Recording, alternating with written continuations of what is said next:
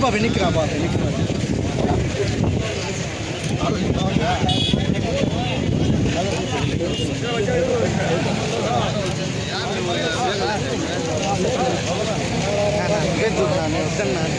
నా కెమెరా కట్టడం లెక్క నేను కూడా తీస్తాను.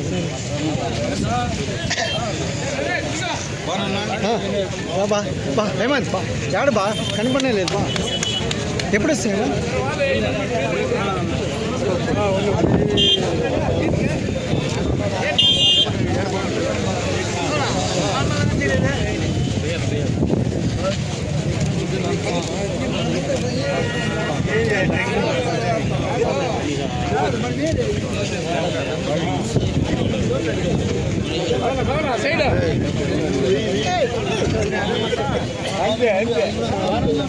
లేదు వచ్చి కడుపులు కానిచ్చుకోద్దండి బా సైడ్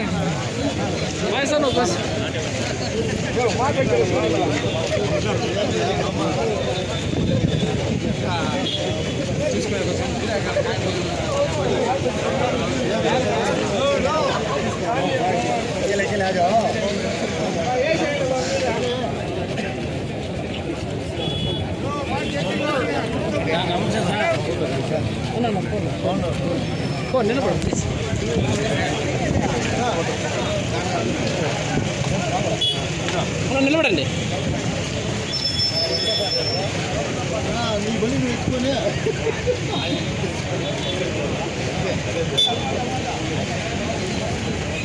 పంపించాను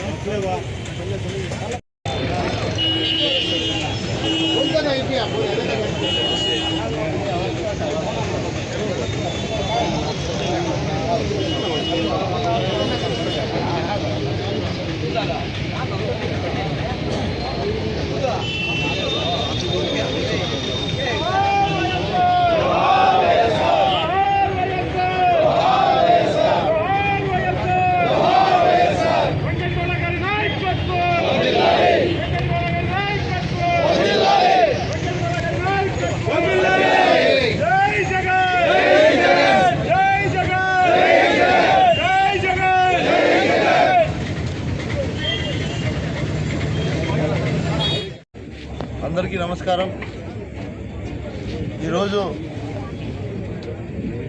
రాజశేఖర రెడ్డి గారి 76వ జయంతి సందర్భంగా పలమనేరు నియోజకవర్గంలో ఉన్నటువంటి వైఎస్ఆర్ కుటుంబ సభ్యులందరూ కూడా ఇక్కడ చేరి ఇంత పెద్ద ఎత్తున స్వర్గీయులైనటువంటి రాజశేఖర రెడ్డి గారి జయంతిని ఇంత గొప్పగా పురస్కరించుకుంటున్నందుకు పేరు పేరున అందరికీ కూడా నేను ప్రత్యేకంగా కృతజ్ఞతలు తెలియజేస్తూ ముఖ్యంగా మీడియా సోదరులందరికీ కూడా ధన్యవాదాలు తెలియజేస్తున్నాను.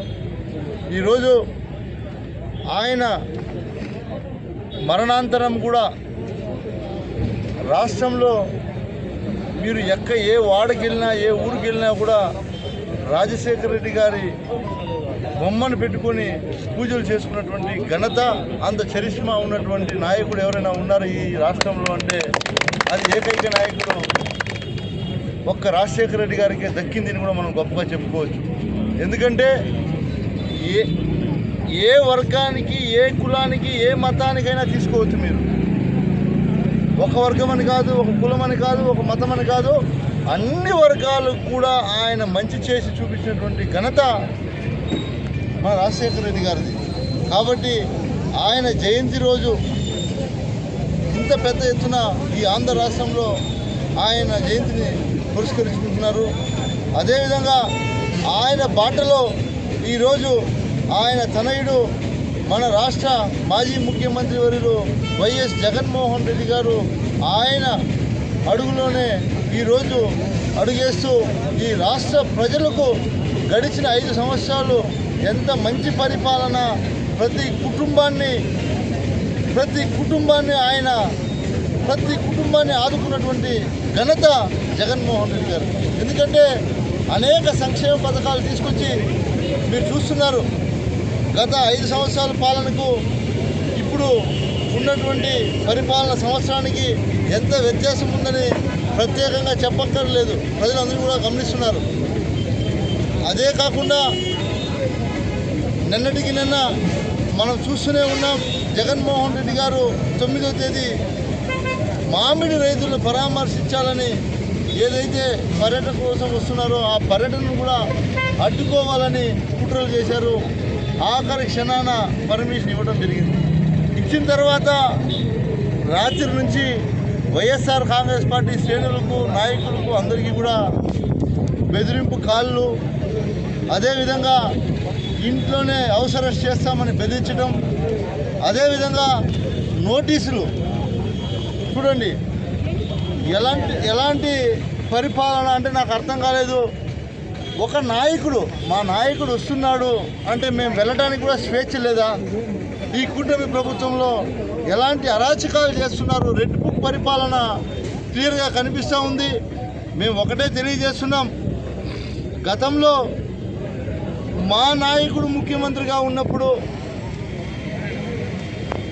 చంద్రబాబు నాయుడు గారు కావచ్చు, అదేవిధంగా లోకేష్ బాబు కావచ్చు, ఈ నియోజకవర్గంలో పర్యటించారు.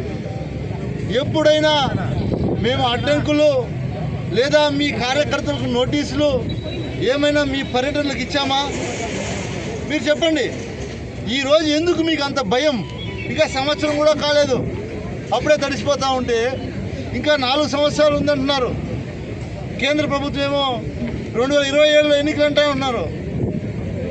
ఏంటి మీ పరిస్థితి? ఒకటే నేను మీకు తెలియజేస్తున్నా, రాజకీయాలని రాజకీయాలుగా చేద్దాం. మీ పార్టీ అభిమానం మీది, మా పార్టీ అభిమానం మాది.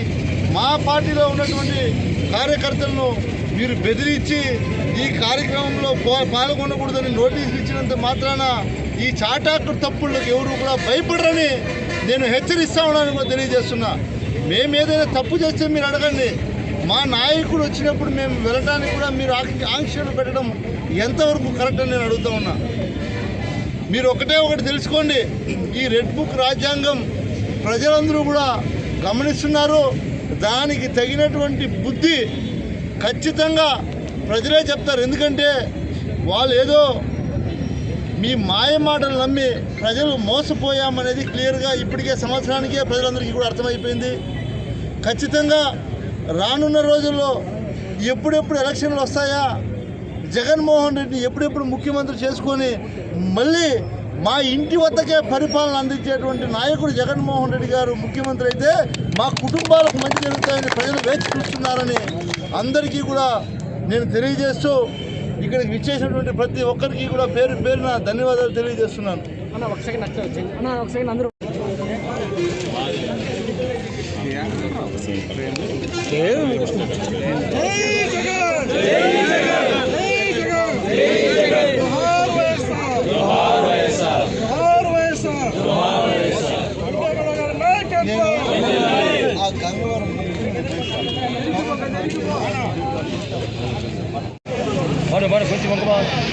కొంచెం నా మొత్తం వంగేస్తాను. అంతే అయిపోయింది, అంతే